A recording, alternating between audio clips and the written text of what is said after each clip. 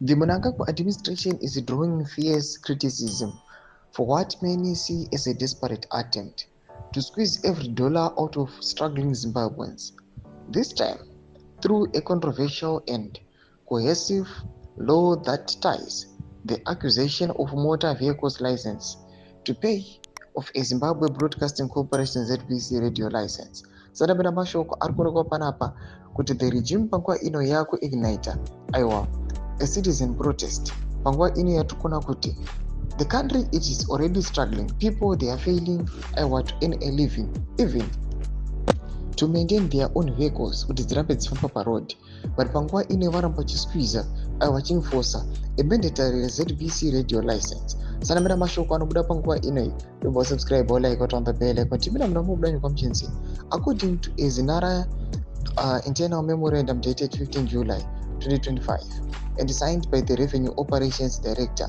Motorists are now barred from renewing their vehicle insurance or obtaining a Zinara license disc unless they produce a valid ZVC radio license or exemption certificate in courts.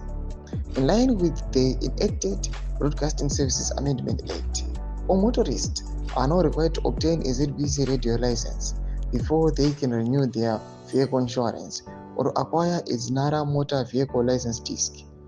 The memo states, critics argue that the policy is nothing more than state exhortation wrapped in a bureaucratic procedure. This is a regime running on financial fumes, one transport industry observer said.